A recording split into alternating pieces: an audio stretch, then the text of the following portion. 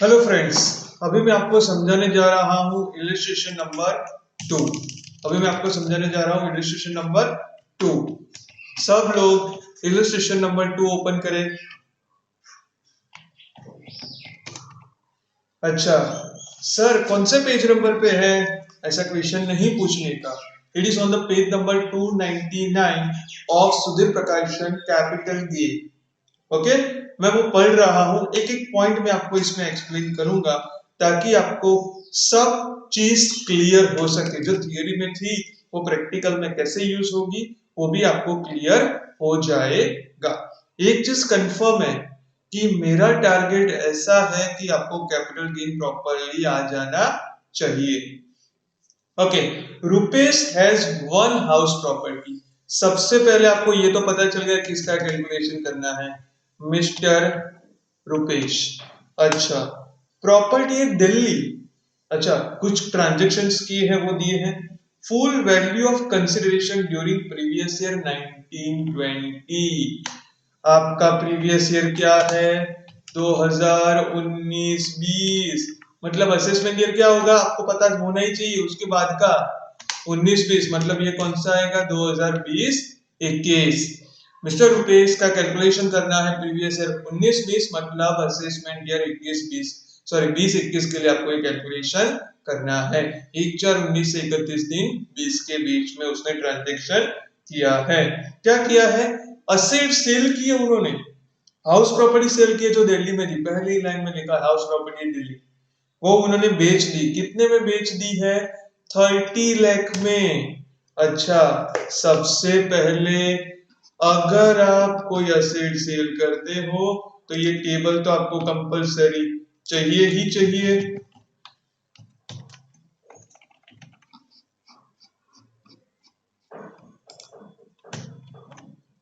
Okay, ये amount सारी मैं डिलीट कर देता हूं जो इलस्ट्रेशन नंबर 1 में था, ताकि आपको कोई भी कंफ्यूजन ना रहे,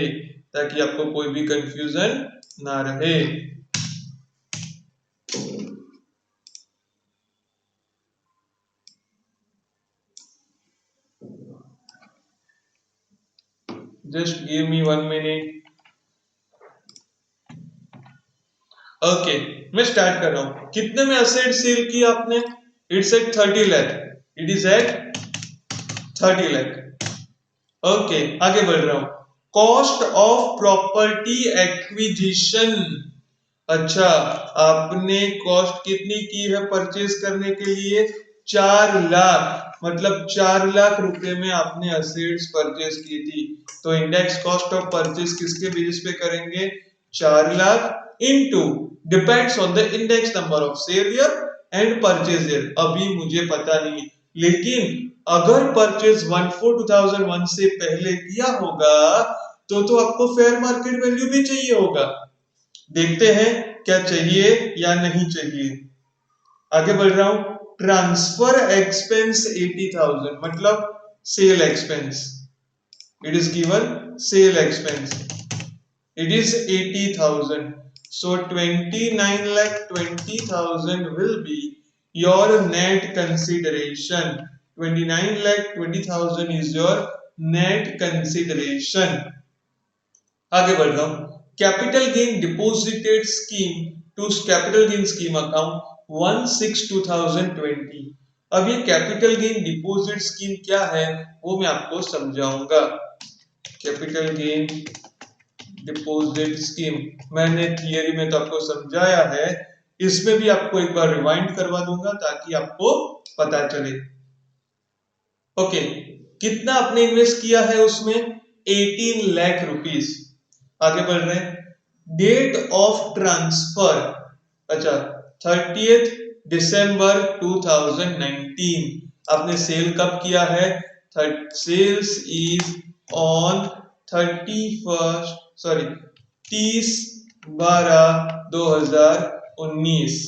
मतलब 19-20 में ही आपने ये सेल किया है। ओके, आगे बढ़ रहे हैं। Date of transfer is given. Date of purchase is 30th 6। आपने कब परचेज किया है?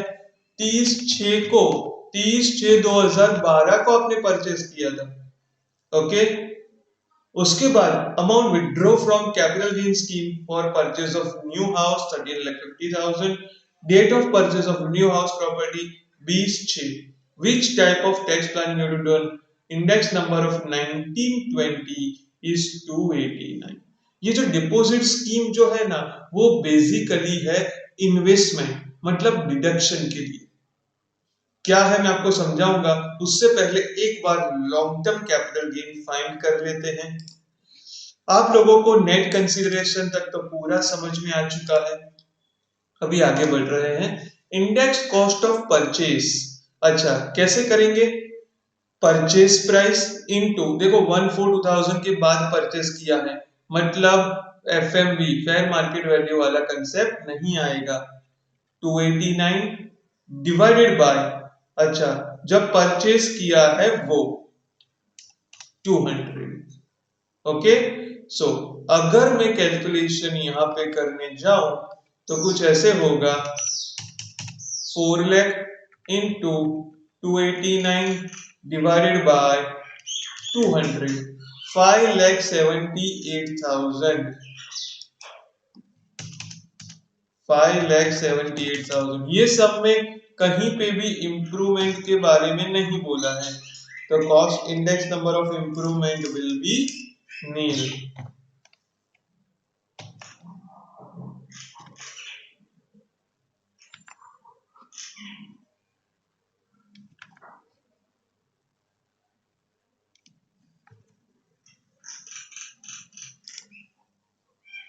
ओके, तो यहां पे मैं लिखूंगा 5,78,000। अच्छा अगर माइनस करते हैं तो कुछ ऐसे आएगा, 29,20,000 minus 5,78,000. Your capital gain will be 23,42,000. 23,42,000। अच्छा मतलब आपको इसके ऊपर 20% टैक्स भरना है, लेकिन आपको क्या बोला गया है, अगर आप जब सेल किया है तब से 3 साल में कंस्ट्रक्ट करवा लो कोई प्रॉपर्टी, तो आपको ये कैपिटल गेन नहीं भरना है। लेकिन उससे पहले अगर आपकी इनकम टैक्स रिटर्न भरने की लास्ट डेट आ जाती है, तो आपको उतने पैसे आपको कैपिटल गेन बॉन्ड स्कीम में रख देने हैं रिटर्न भरने से पहले, due date of filing of income tax return. अच्छा हमारी ड्यू डेट होती है 31/7।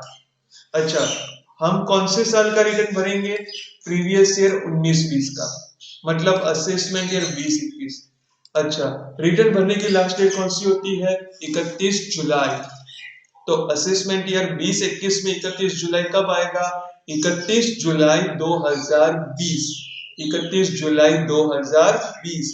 तो आपको ये डिपॉजिट स्कीम में पहले पैसे 31 जुलाई 2020 से पहले भर देने हैं, तो आपको डिडक्शन मिलेगा।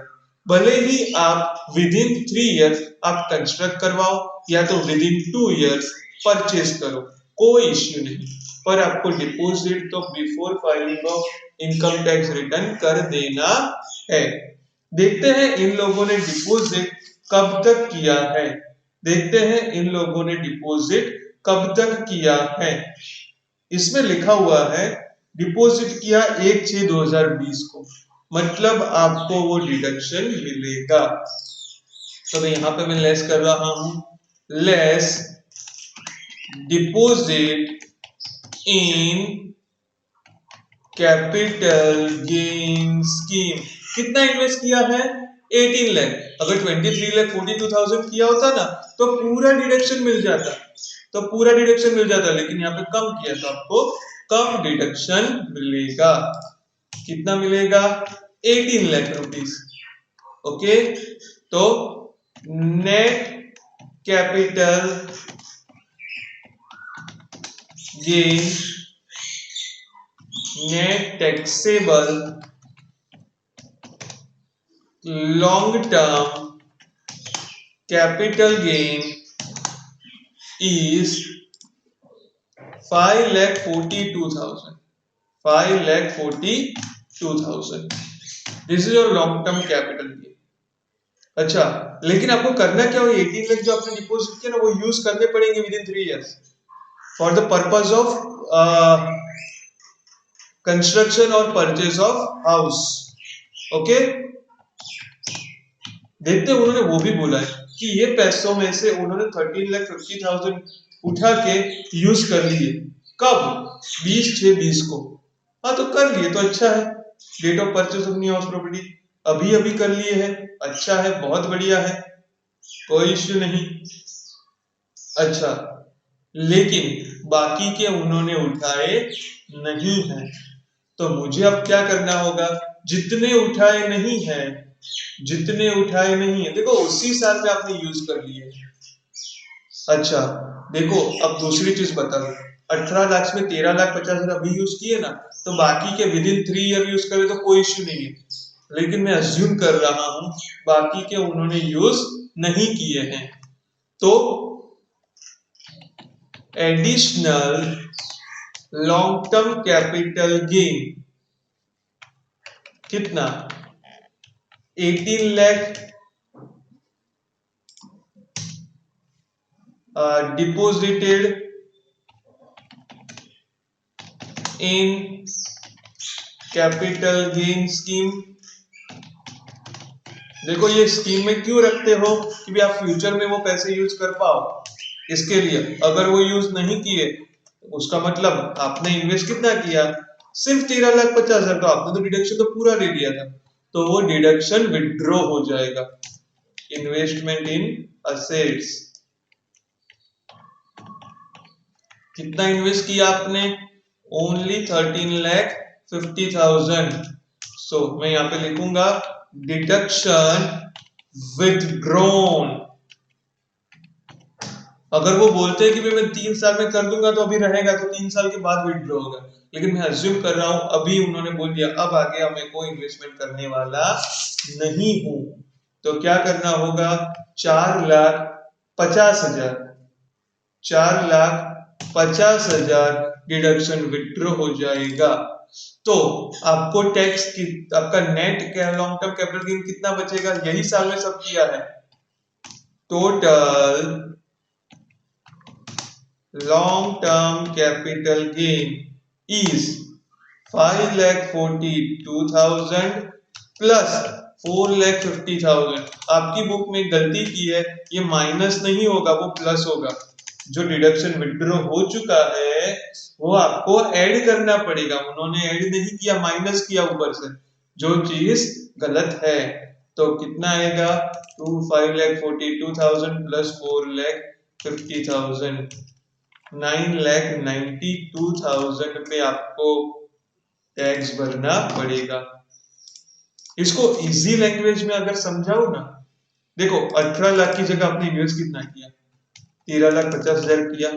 ओके, देख लीजिए ऐसे गिनो तो भी माइनस 13,50,000 कितना आ रहा है, 9,92 आया. मतलब जो इन्वेस्ट करोगे उतना ही डिडक्शन मिलेगा. लेकिन ये कैपिटल गेन स्कीम क्यों रखी है, आपको वहां पे क्या बोला है, 3 साल 2 साल, तो वहां तक कौन वेट करेगा.